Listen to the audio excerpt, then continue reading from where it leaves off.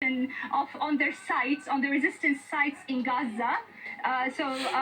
This calls for a massive retaliation on this assassination, as the resistance has called it. Also, the occupation warplanes, also a couple of about an hour ago, bombed targeted Abu Khadra complex. It's a governmental complex near here Al Wafa Hospital for medical rehabilitation, also causing the hospital to be damaged. And this was and threatening it threatened a Sharoiq Tower to be bombed, and this is what we have just seen. So this is what has happened in these late hours until now. All right, Yumna, before we let you go, we're just going to play the video again of what happened just a few moments ago, 10 minutes ago, as we were talking. At least half of the building collapsed after that strike. Yumna, tell us once again, before we let you go for now, just tell us what this building was and why it might have been targeted.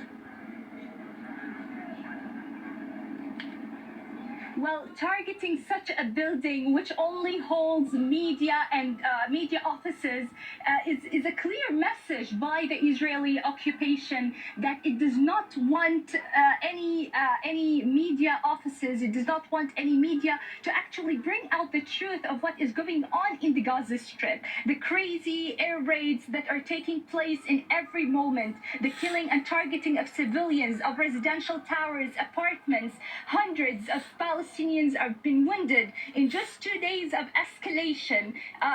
Thousands, if they have been saying that hundreds of rockets have been launched from the Gaza Strip. Thousands of air raids have been carried on the Gaza Strip. They're using their massive power to bring down the civilians of the Gaza Strip as a way to actually pressure the Palestinian factions.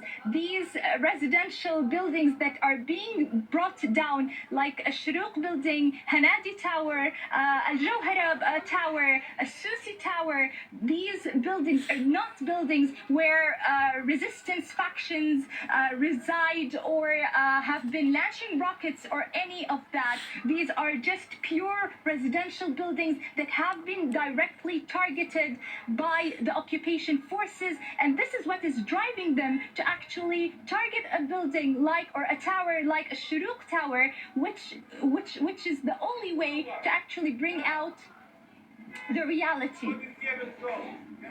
All right, Yumna, for the moment, we'll let you go. Yumna Al-Sayed, journalist in Gaza there. Let's go to Al Jazeera's Harry Fawcett, who is in southern Israel.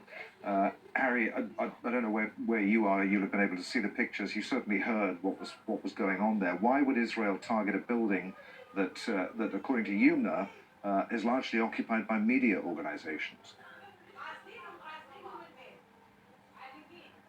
Well, I think there are several possible motivations. The Israeli military and the Israeli government has been saying that these buildings that it has been bringing down have been, in part at least, used by Hamas or other armed factions inside the Gaza Strip. Now, of course, there is a huge impact to doing that. We're talking about hundreds of people potentially losing their homes.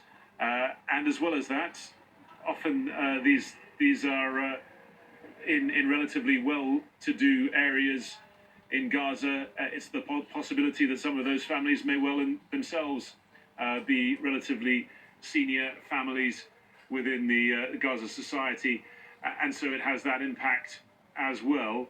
And of course, it is a huge statement of power to its enemies inside Gaza, that it has the ability to do these extremely large-scale destructions of what have been landmarks in Gaza. So I think there are several potential motivations, but the effect on the hundreds of people who live in there, warned as they have been to get out, so their lives, to some extent, being the risk to their lives being minimized. However, without a home inside Gaza, which is under a huge barrage of Israeli airstrikes at the moment is not a good place to be, and this is having a massive impact. Harry, Hamas says that several of its senior commanders have been killed, including its military chief. What's the significance of that?